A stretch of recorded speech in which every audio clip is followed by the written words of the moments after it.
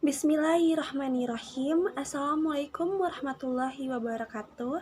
Perkenalkan, nama saya Dahlia Puspa Sulistiani dari kelas L jurusan Pendidikan Agama Islam semester 5. Di sini saya akan menjelaskan materi Al-Quran Hadis mengenai betapa baiknya berkompetisi dalam kebaikan.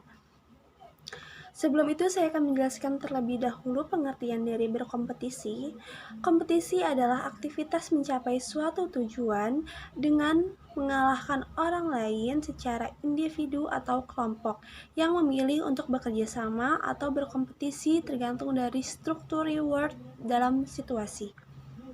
Selanjutnya saya akan menjelaskan pengertian dari kebaikan. Kebaikan adalah perilaku yang membawa dampak positif bagi orang lain, entah mereka yang ada di sekeliling kita atau masyarakat luas. Berbuat baik pada diri sendiri juga merupakan kewajiban kita sebagai umat manusia. Selanjutnya, saya akan menjelaskan berkompetisi dalam kebaikan sesuai perintah Allah Subhanahu wa Ta'ala dalam surah Al-Baqarah ayat 148 dan hadis Nabi. Berlomba dalam menggapai dunia bukan hal yang asing lagi di tengah kita untuk masuk perguruan tinggi terkemuka. Kita dapat menyaksikan sendiri bagaimana setiap orang ingin dapat yang terdepan. Cita-citanya bagaimana kita mendapat penghidupan yang bahagia kelak. Namun, amat jarang kita perhatikan orang-orang berlomba dalam urusan akhirat. Sedikit orang yang mendapat rahmat Allah yang mungkin sadar akan hal ini. Cobalah saja perhatikan bagaimana orang-orang lebih senang menghafal berbagai tembangan nyanyian daripada menghafalkan Al-Quran. Bahkan lebih senang menjadi nomor satu dalam hal tembangan lagu apa saja yang dihafal daripada menjadi nomor satu dalam menghafalkan kalamullah. Di dalam sholat berjamaah sendiri, kita dapat saksikan sendiri bagaimana ada yang sampai menyerahkan shaf terdepan pada orang lain. Akhirat saja diberikan kepada orang lain, padahal shaf terdepan adalah shaf utama dibanding yang di belakangnya bagi kaum pria. Demikianlah karena tidak paham dalam hal menjadi nomor satu dalam kebaikan akhirat, sehingga rela jadi yang terbelakang. Ayat yang patut direnungkan bersama pada kesempatan kali ini adalah firman Allah Ta'ala dalam surah Al-Baqarah ayat 148 yang artinya, dan bagi tiap-tiap umat ada kiblatnya yang ia menghadap kepadanya, maka berlomba-lombalah kamu dalam berbuat kebaikan. Di mana saja kamu berada, pasti Allah akan mengumpulkan kamu sekalian pada hari kiamat. Sesungguhnya Allah Maha Kuasa atas segala sesuatu. Quran Surah Al-Baqarah ayat 148. Isi kandungan ayat di atas adalah setiap umat mempunyai kiblat. Umat Nabi Ibrahim dan Nabi Ismail menghadap ke Ka'bah. Bani Israel dan orang-orang Yahudi menghadap ke Baitul Maqdis. Dan Allah telah memerintahkan supaya kaum muslimin menghadap Ka'bah dalam sholat. Oleh karena itu, hendaknya kaum muslimin bersatu bekerja dengan giat, beramal, bertobat, dan berlomba-lomba dalam berbuat kebajikan, dan tidak menjadi fitnah atau cemooh dari orang-orang yang ingkar sebagai penghambat. Memahami ilmu kebaikan bagi seorang muslim, tiap amal yang dilakukannya tentu harus didasari pada ilmu. Semakin banyak ilmu yang dimiliki, dipahami, dan dikuasai, insya Allah akan makin banyak pula amal yang bisa dilakukannya.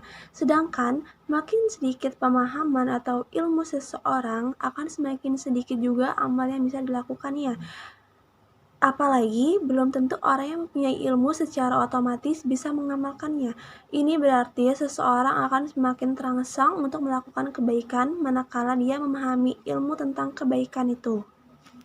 Paling tidak ada dua kriteria tentang kebaikan yang diterima oleh Allah Subhanahu wa Ta'ala. Yang pertama adalah ikhlas dalam beramal, yakni melakukan suatu amal dengan niat semata-mata ikhlas karena Allah Subhanahu wa Ta'ala. Tidak ria dalam arti mengharap pujian dari selain Allah Subhanahu wa Ta'ala. Karena itu, dalam hadis yang terkenal Rasulullah SAW bersabda yang artinya, sesungguhnya amal itu sangat tergantung pada niatnya. Yang kedua, melakukan kebaikan itu secara benar. Hal ini karena meskipun niat seseorang sudah baik, bila dalam melakukan amal dengan cara yang tidak baik, maka hal itu tetap tidak bisa diterima oleh Allah Subhanahu wa Ta'ala.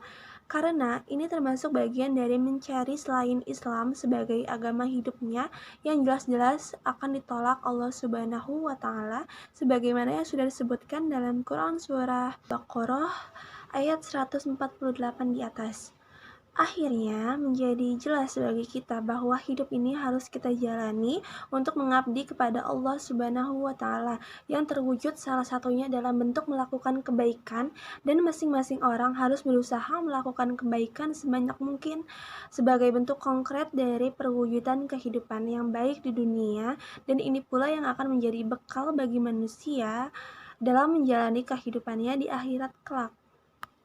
Selain itu terdapat juga hadis yang bunyinya sebagai berikut, yang artinya, bersegeralah kalian untuk melakukan amal saleh, karena akan terjadi bencana yang menyerupai malam yang gelap gulita, yaitu seseorang di waktu pagi, dia beriman, tetapi pada waktu sore hari dia kafir, atau pada waktu sore hari ia beriman, tetapi pada waktu paginya ia kafir, dan dia rela menukar agamanya dengan sedikit keuntungan dunia.